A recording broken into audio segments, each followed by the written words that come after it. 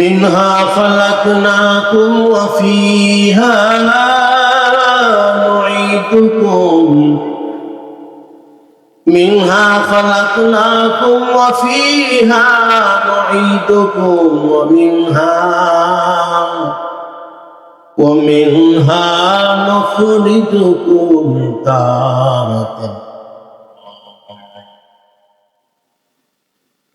وقال النبي صلى الله عليه وسلم إذا وضع الميت في قبره جاء القرآن عند رأسه والصلاة عن يمينه والصيام عن شماله وسائر الحسنات عند رجله أو كما قال النبي عليه الصلاة والسلام.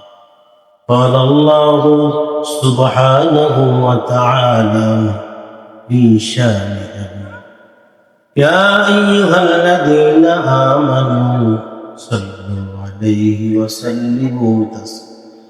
সকল মুহাম্মাদের সাথে দুরূদ ইব্রাহিম পড়ো। اللهم صل على محمد وعلى آل محمد كما صليت وعلى آل إبراهيم إنك حميد مجيد.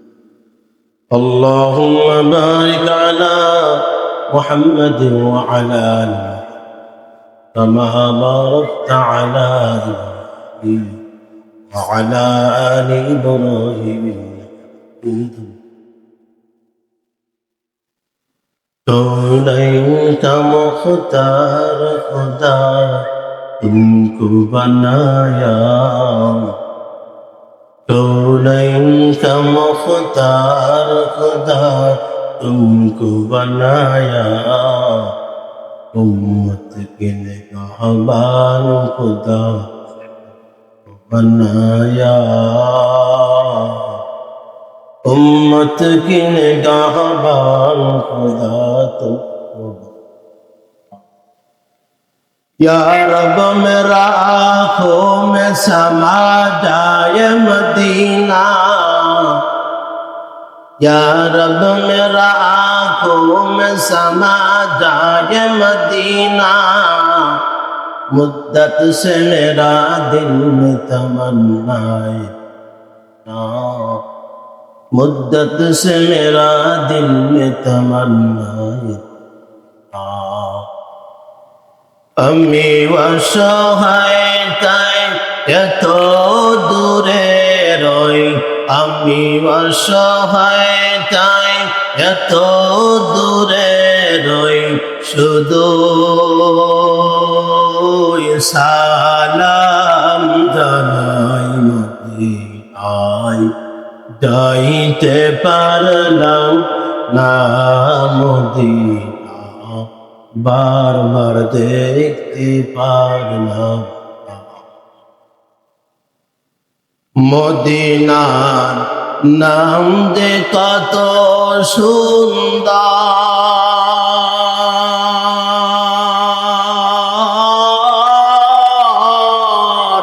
মদিনা কেরে সেবন্তা,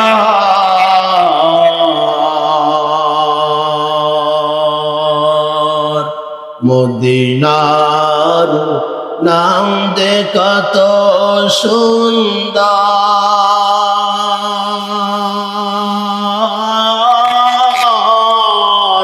মদিনা কেরে সেবন্তা, ওই মদিনার পথের ধুলি আমি বারবার মাখতে পারলাম না, মদিনা বারবার দেখতে পারলাম। কার কার মদিনায় যাওয়ার ইচ্ছা দোকানে হাত তুলেন, আল্লাহু আকবার, আল্লাহু আকবার। আল্লাহ আমাদের সকলকে মদিনা না দেখায় মরণ দিবেন না, সকলে বলেন আমিন। আলহামদুলিল্লাহ, সুম্মা আলহামদুলিল্লাহ। মধ্যহবির বড়া তাওর আদর্শ ক্লাবের এক যুগ পূর্তি উপলক্ষে ইসলামী মহাসম্মেলন 4 ডিসেম্বর 2025 রোজ বৃহস্পতিবার উক্ত মাহফিলের সম্মানিত সভাপতি সহসভাপতি দেগার ওলামা হযরত দূর দূরান্ত থেকে আগত আল্লাহর আশিক রাকেশ শাকির মুরব্বী নাইজাম কলিজার টুকরা আমার সর্বশ্রেষ্ঠ যুবক বন্ধু স্নেহের ছোট ভাই পর্দার আলে অবস্থানরত আমার সম্মানিত মা ও বোনেরা, সর্বপ্রথম সে মহান মালিকের কাছে শুকরগুজার হচ্ছি যে মহান মালিক আমাকে আপনাকে দয়া করে মায়া করে ভালোবেসে সুস্থ রেখে জালিসুর রহমান আল্লাহ তার কাছে পছন্দনীয় মজলিস, এই মজলিসে এসে বসে কোরআন হাদিসের কিছু কথা আমি গুনাহগারকে বলবার মতো আপনাদেরকে শ্রবণ করার মতো ধৈর্য তৌফিক যোগ্যতা মালিক দান করেছেন। জবান খুলে এক কণ্ঠে সকলে মিলে পড়ি আলহামদুলিল্লাহ। সময় আমার আগেই জানায় দিয়েছে, একেবারে সংক্ষিপ্ত, তারপরও কিছু ভূমিকা না বললেই নয়, মনের ভিতরে আবেগ থেকে যায়, এই জন্য ভূমিকা ছাড়াই বলতে চেয়েছিলাম, তারপরও বললাম মনের আবেগ ব্যক্ত করার জন্য। যাই হোক, আমি আপনাদের ক্ষেত্রে একেবারে সংক্ষিপ্ত কিছু কথা তিনি নসিহত, যেটা সর্বপ্রথম আমার এবং আপনাদের উপকার হয় এমন কিছু কথা আমলের নিয়েতে বলার চেষ্টা করবো। আপনারা সকলে শুনবেন তো ইনশাআল্লাহ। আমি আপনাদের খেদমতে একটা আয়াত তেলাওয়াত করেছি। বিশ্বনবী, শেষ নবী, জিন্দা নবী, রহমতের নবী, মায়ার নবী, ওনার অসংখ্য অগণিত অমীয় বাণী থেকে একটা হাদিসের টুকরা তেলাওয়াত করেছি। কোরআন হাদিসকে সামনে রেখে কিছু কথা বলবো ইনশাআল্লাহ। যে আয়াত তেলাওয়াত করেছে সকলেরই মুখস্থ, মাহফিলে আছে, মাহফিলে আছে। যে আয়াত আপনাদের খিদমতে আমি তেলাওয়াত করেছি মোটামুটি সবার মুখস্থ, যারা মুসলমান। কারণ প্রতিনিয়ত, প্রতিদিন, প্রতি মুহূর্তে আওয়াজ মানুষ দিচ্ছে এবং আমরাও দিয়ে থাকি, দিয়ে আসছি এবং কিয়ামত পর্যন্ত দিতেই হবে একটা আওয়াজ, জীবনের শেষ আওয়াজ। বলেন কোন আওয়াজ? মিনহা খালাকনাকুম ওয়া ফিহা নুঈদুকুম, মিনহা খালাকনাকুম ওয়া ফিহা নুঈদুকুম ওয়া মিনহা নুখরিজুকুম তারাতান উখরা। জীবনের শেষ আওয়াজ, একেবারে শেষ আওয়াজ আসবেই। এই আয়াত থেকে আমাদের সামনে মোটামুটি 5টা মামলা রেডি। বলেন কয়টা? ওয়াজ আজকে মুখস্থ। আমি অল্প কথা বলবো না, বড় বড় হুজুররাও অনেক কষ্ট করবে, আমি ছোট মানুষ, অল্প কথা বলবো। এটা মুখস্থ করে যাবেন বাড়িতে, বাড়ির মানুষদের সাথে বলবেন আজকে ওয়াজ শুনলাম 5টা, কি শুনবা? এই আয়াতকে সামনে রেখে আমরা বুঝলাম আমাদের সামনে 5টা মামলা রেডি। বলেন কয়টা? মামলা 5টা। এই এলাকার মানুষের কাছে মামলা তো অপরিচিত কোনো শব্দ না, অপরিচিত শব্দ। বলে ফরেস্টের মামলা লাগবে, সাবধান, বলে কি বলে না, আছে না? মামলা মোটামুটি সবাই জানে, মামলা সবাই ডরায়, ডরায় কিনা, ভয় পায় কিনা? মামলা কিন্তু সবাই ভয় পায়। অনস্থায়ী মামলার যদি ভয় পায়, আমাদের সামনে হলো চিরস্থায়ী মামলা, এটার ভয় আছে না নাই? আপনারা যদি বলেন সবাই বলেন নাই, আমি এই স্টেজতে বলবো অবশ্যই আছে এই মামলার ভয়। মুসলমানের সন্তান আপনি, পুরুষ হন, আপনার সামনে 5টা মামলা। আপনি বলেন আমি ঘরের মহিলা, আপনার সামনে 5টা মামলা রেডি। আপনি পুরুষ, 5টা মামলা, মহিলা 5টা মামলা, তোমার সামনে 5টা মামলা, বৃদ্ধ মানুষ তোমার সামনে 5টা মামলা। এই মুসলমানের সন্তান, 5টা মামলা কি হয়তো বলে শেষ করা যাবে না, কিন্তু আমি 2-1টা বলার চেষ্টা করব। 1 নম্বর মামলা, এক নম্বর মামলার নাম হলো মরণ। আল্লাহ পাক 5টা মামলার দিকে টার্গেট করে আয়াত বলেছেন, মিনহা খালাকনাকুম ওয়া ফিহা নুঈদুকুম ওয়া মিনহা নুখরিজুকুম তারাতান উখরা। এই দুনিয়ার মানুষ সকল শুনে নাও, তোমাদের সামনে কিন্তু 5টা মামলা রেডি। কার কখন জানি মামলার অর্ডার হয়, পুলিশ এসে হ্যান্ডকাপ লাগায়, হাতে করা, হাতে রশি বেঁধে ফেলে। সব দুনিয়ার মানুষ যদি এক হয়ে বলে সাবধান, এই ভাইকে নিয়ে যাবা না, এলাকার সবাই যদি একত্রিত হয়ে বলে না না, ওই পুলিশের কাছ থেকে মানুষকে ছেড়ে দেওয়ার কোনো ক্ষমতা কারণ নাই, আছে কি? এক নম্বর মামলার নাম হলো মরণ।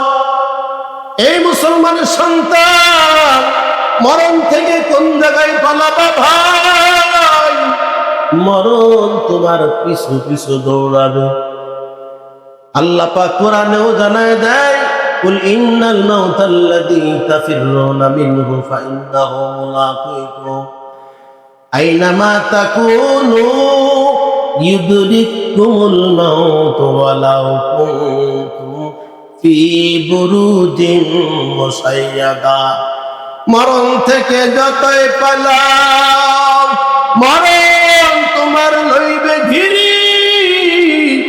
যদিও সুদূর আকাশ পানে পালাও সেথায় লাগিয়েছে, নদী পথে নৌকা চালাও হে মাঝি ভাই, বেলা ডোবার আগে আমি পার উঠতে চাই, ডুবে গেলে বেলারে আর ওঠে না, ভেঙ্গে গেলে মেলারে আর জমে না। নদীর পার ভাঙ্গে ও পার ধরে তো নদীর খেলা। সকাল বেলার ধনীরে তুই, ফকির সন্ধ্যা বেলা, সকাল বেলার যুবক রে তুই, সন্ধ্যা বেলা তোর লাশ। আছে না না? ও মুসলমানের সন্তান, এক নম্বর মামলার নাম হলো মরণ। সাবধান, মামলাটা কঠিন হতে পারে, সহজ হতে পারে। আমি কোন কাজ করলে সহজ হবে, কোন কাজ করলে মামলাটা কঠিন হবে? মামলাটাই কঠিন। আগে মামলা সম্পর্কে ধারণা নেই কেমন কঠিন। নবীর কাছে জিজ্ঞাসা করা হয়, ও পয়গম্বর, আপনি তো মরণ গ্রহণ করেছেন, আপনার কাছে এই মামলাটা কেমন লাগছে? নবী চোখের পানি ছেড়ে দিয়ে বলে, তুমি আর মানুষ, শুনে না, আমার কাছে এই মামলা কেমন কষ্ট লাগছে জানো? জীবিত একটা ছাগল জবাই না করে ওর গলায় রশি বেঁধে যদি গাছের সাথে ঝোলায়ে ওই ছাগলের গা থেকে, শরীর থেকে যদি চামড়া টেনে টেনে বাহির করা হয়, বলো তো কেমন কষ্ট হবে? মানুষগুলো জবাব দেয়, অনেক কষ্ট হবে। ছাগল ডাকতে থাকবে, মালিক রে, ও আল্লাহ, তোমার বান্দারিতে একটু ভালোবাসা দাও, আমারে জবাই না করে আমার গাত থেকে চামড়া শুনে একটু দয়া দাও। নবী বলেন, আমার কাছে মরণের মামলাটা থেকে মারাত্মক কষ্ট লাগছে। এই মুসলমানের সন্তান, একটা নবীর কাছে যদি মামলা এত কষ্ট বলে, আমার আপনার মরণটা কেমন জানি কষ্টের হবে। বাড়িতে বালিশের সাথে মাথাটা লাগাইয়া একটু চিন্তা করবা, নবীর মরণ যদি এমন হয়, না জানি আমার মরণটা কেমন হবে। এই মুসলমানের সন্তান, মরণটাই মামলাটা সহজ হবে কি করে? বিশ্ব নবী, রহমতের নবী, মায়ের নবী আমার নবী বলেন, উম্মত, আমি একটা আমলের কথা বলে যাই, একটা আমল যদি করতে করতে পারো, প্রথম মামলাটা তোমার ঢিসমিস হয়ে যাবে, সহজ হয়ে যাবে, আসান হবে, এমন আরামদায়ক হবে। নবী বলেন ছোট শিশু, দুধের শিশু মায়ের দুধ খাইতে খাইতে যেমন ঘুমায়া যায়, তোমার মরণটা সহজ হবে। বলেন সুবহানাল্লাহ। এই আমল করতে রাজি থেকে হাত তুলেন। আল্লাহু আকবার, আল্লাহু আকবার। আল্লাহ কবুল করবেন। আমি সবাই ডরায়, সবাই ভয় পায়। মামলা তো রেডি, মামলা সহজ হবে কি করে হুজুর? এই আমল বলেন, কঠিনের তো প্রশ্নই নাই, সহজের আমলটা একটু বলে দিন হুজুর। মুসলমানের সন্তান বিশ্ব নবী বলেন, এই আদালত এই মামলাটা সহজ হবে, একটা আমল বলে দিই। বলে কি নবী? বলে দেন। নবী বলেন, রাত দিন 24টা ঘন্টা আল্লাহ পাক করে দান করেছে, আমারে দান করেছেন আমার আপনার সুবিধার জন্য, সুখের জন্য, শান্তির জন্য। 24টা ঘন্টার মধ্যে আমার আপনার মালিক আল্লাহ 5টা বার মহাব্বতের নজর দিয়ে ডাক দেয়, আয় বান্দা আয়, আমার কাছে আয়, আমার সাথে একটু কথা বলবেন না, আমার ভালো লাগে না, আমার সাথে একটু কথা বল। এমন করে করে আল্লাহ পাক 5 বার মহাব্বতের নজরে বান্দা ও বান্দিকে ডাক দেয়। বলেন কয়বার? বলেন কয়বার? 5 বার ডাক দেয় আল্লাহ, ও বান্দা আয়, আমার ডাকে সাড়া দে। ফজরের সময় আল্লাহ পাক বলেন, আসসালাতু খায়রুম মিনান নাওম, ঘুমের থেকে নামাজ ভালো, আর ঘুমাইও না, ঠিক মতো পড়িলে নামাজ জান্নাত তোমার ঠিকানা। ঘুমের থেকে নামাজ ভালো, আর ঘুমাইয়া থাকিও না, ঠিক মতো পড়িলে নামাজ জান্নাত তোমার ঠিকানা। বলেন সুবহানাল্লাহ। নবী বলেন, উম্মত পাঁচবার আল্লাহ ডাক দেয়, আল্লাহ আমার কাছে আয়। আল্লাহর কাছে যাইতে হলে যাই নামাজে দাঁড়ানো লাগবে, আল্লাহর সাথে কথা বলতে হলে যাই নামাজে দাঁড়ানো লাগবে। দাঁড়ায় বলবে আল্লাহু আকবার, আল্লাহ পাক সব শুনবে। আলহামদুলিল্লাহি রাব্বিল আলামিন আর রহমানির রহিম মালিক ইয়াউমিদ্দিন, আল্লাহ পাক প্রত্যেক ডাকে সাড়া দিবে। বলেন সুবহানাল্লাহ। মুসলমানের সন্তান, 1 নম্বর মামলা যদি সহজ করা লাগে, তাহলে আমল হবে 5 বার মালিকের ডাকে সাড়া দিতে হবে, 5 বার 5 ওয়াক্ত নামাজ পড়তে হবে, আল্লাহর কুদরতি পায়ে সিজদা দিতে হবে, মালিককে খুশি করতে হবে। নবী বলেন 5 ওয়াক্ত নামাজ যদি আমি আল্লাহ, আমার আল্লাহর রাজি আর খুশির জন্য বান্দা পড়ে, শুনে না, তোমার প্রথম নম্বর মামলা মরণটা একেবারে সহজ হবে। বলেন সুবহানাল্লাহ। 1 নম্বর মামলা এত বিস্তারিত বলার সময় নাই, হবে না।